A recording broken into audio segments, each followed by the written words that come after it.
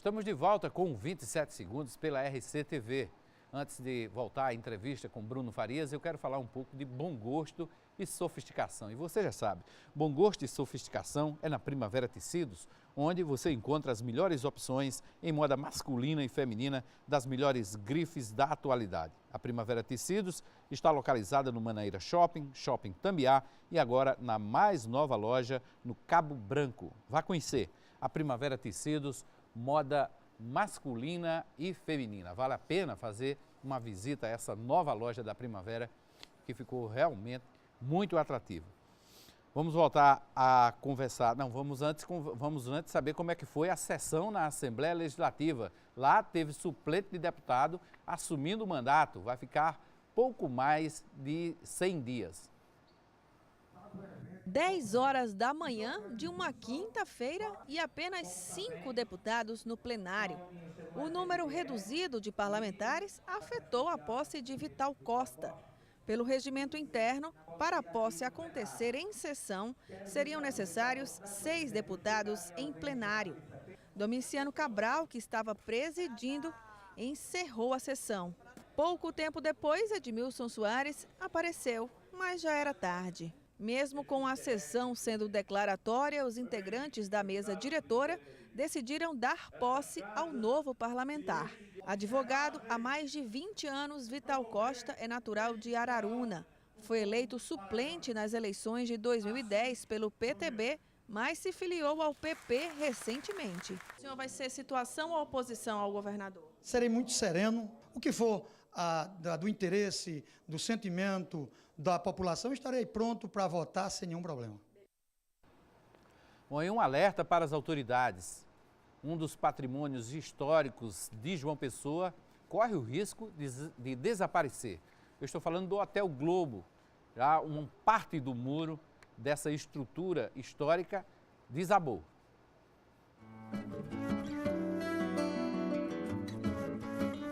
Construído em meio a casarões centenários em pleno centro histórico da capital, ele chama a atenção por uma arquitetura diferenciada que mistura tendências e estilos que marcaram o início do século XX. Mas é pelo terraço lateral que o antigo Hotel Globo, fundado em 1929, se transformou em um dos principais pontos turísticos da cidade. É dele que visitantes e turistas têm uma visão privilegiada do rio Sanhauá e podem apreciar um pôr do sol de tirar o fôlego. Há referências dele como a primeira casa, como sendo residência, mas por ordenamento político ele é adaptado e nós temos 2 prédios, não é? A casa e mais o anexo que vem ser o Hotel Globo. O Hotel Globo, que é uma referência em termos de arquitetura urbana, com o seu ecletismo, com pitadas de Art Nouveau, Art Deco e até do neoclássico.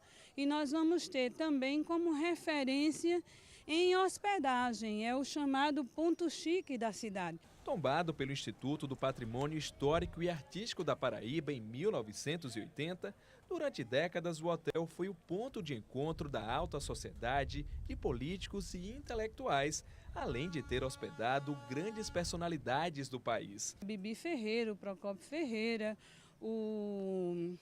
a Tônia Carreiro, o Ernesto Geisel. Hoje quem vai ao centro histórico encontra o Hotel Globo com correntes nos portões e um aviso de interdição da Defesa Civil. Um reflexo da falta de manutenção da estrutura parcialmente destruída com 2 desmoronamentos. Daqui debaixo da linha do trem a gente tem uma noção melhor do prejuízo provocado pelo desmoronamento. O terraço, olha só, veio quase todo abaixo. E a impressão que a gente tem é que tanto o Hotel Globo quanto os prédios ao redor também correm o risco de desabar. Praticamente há 20 anos que foi restaurado, ele agora começa a ceder.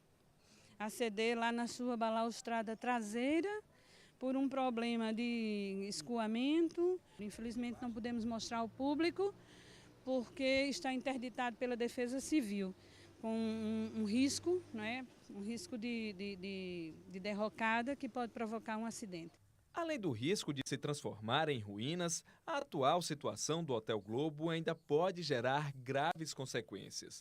Por estar às margens da linha do trem, um novo desmoronamento pode prejudicar o transporte de passageiros e ainda colocar em risco a vida de centenas de usuários. 40 e poucos dias atrás nos reunimos pela primeira vez, quando primeiro houve o desmoronamento, e a partir daquele momento nós tomamos a precaução de diminuir a nossa velocidade. Trabalhávamos com 30 km no local, passamos a reduzir para 10 km. Então, essa foi a primeira ação nossa. No entanto, com o passar do tempo, a gente está vendo que a situação está piorando e corremos o risco de ter os nossos passageiros inviabilizados de usar o nosso sistema, porque caso ocorra um desmoronamento definitivo naquela área, não vai ser possível a gente continuar a nossa operação e até uma questão maior, que é uma questão do risco de acidente.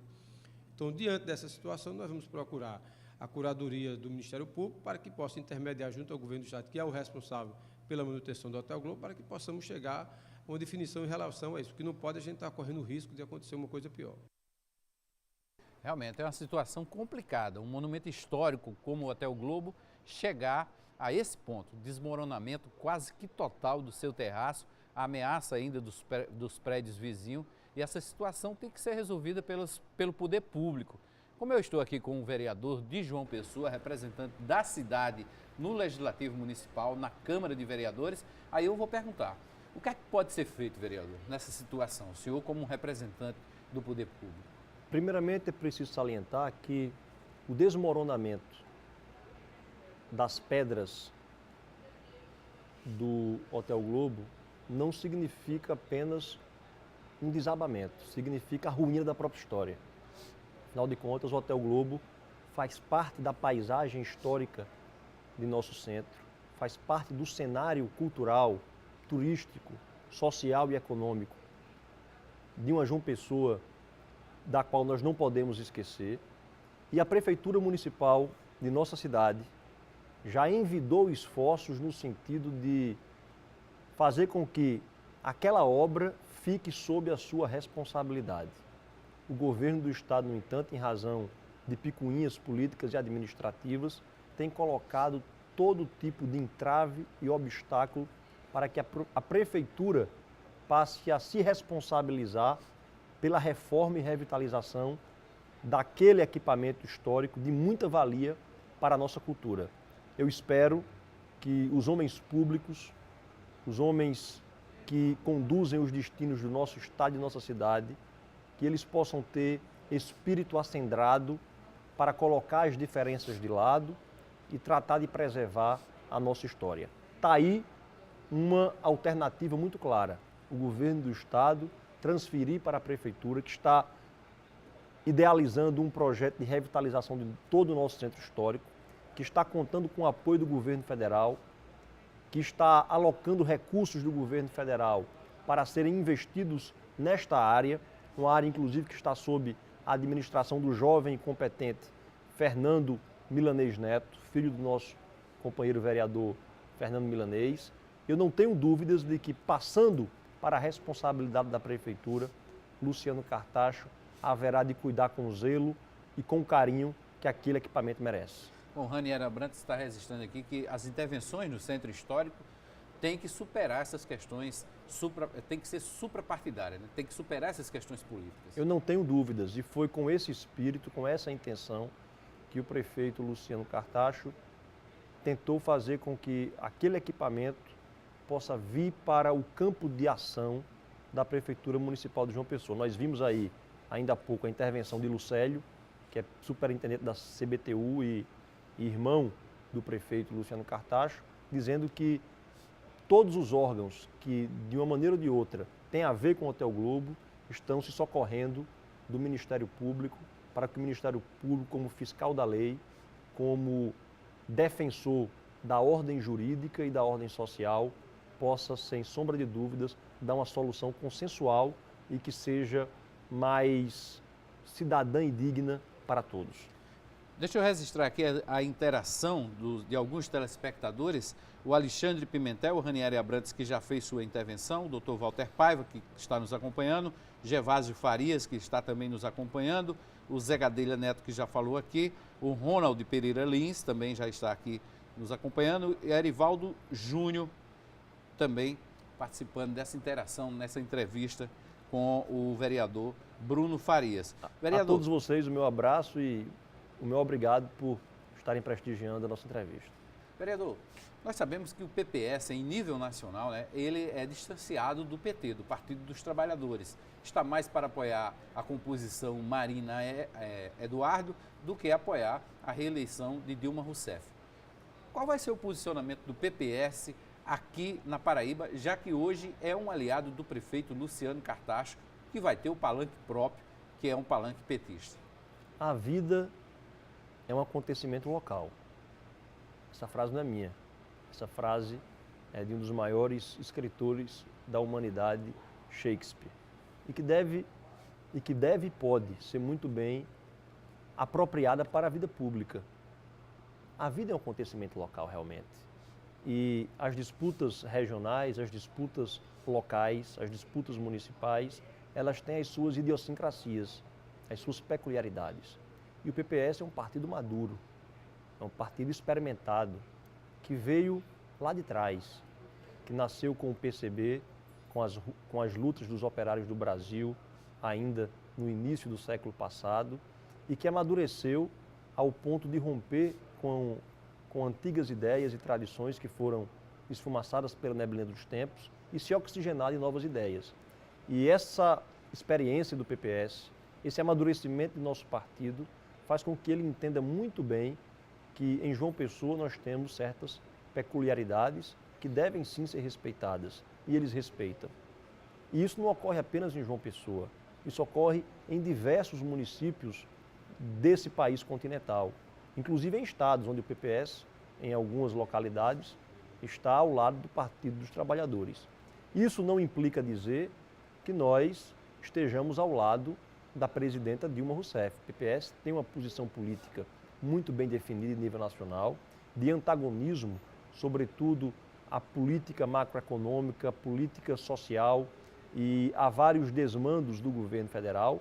E nós, aqui na Paraíba, nós haveremos de ser coerentes com essa postura em nível federal. Temos a liberdade de fazermos as nossas alianças dentro desse campo democrático amplo que integramos, e em caso de ressalvas ou de exceções, nós iremos dialogar, como dialogamos aqui em João Pessoa, com a direção nacional, que se mostra, como eu disse, maduro o suficiente para entender cada idiosincrasia, cada peculiaridade que existe nos estados e nos municípios. No próprio deputado federal Rubens Bueno, que é secretário-geral do nosso partido em nível nacional, diz que em sua cidade natal o PPS é coligado com o PT, que em Londrina, local onde ele tem uma ampla base eleitoral, o PPS também é coligado com o PT. Mas isso não o impede de, lá em Brasília, no Congresso Nacional, ser um dos mais legítimos e preparados parlamentares de oposição ao governo federal. É assim que nós iremos nos comportar, mirando o exemplo de Rubens Bueno. Pois bem, nós vamos a mais um intervalo e voltamos em seguida com o quarto e último bloco do 27 segundos. E hoje eu recebo aqui nos estúdios o vereador Bruno Farias, que é o novo presidente do PPS em João Pessoa. Fique ligado, voltamos em seguida.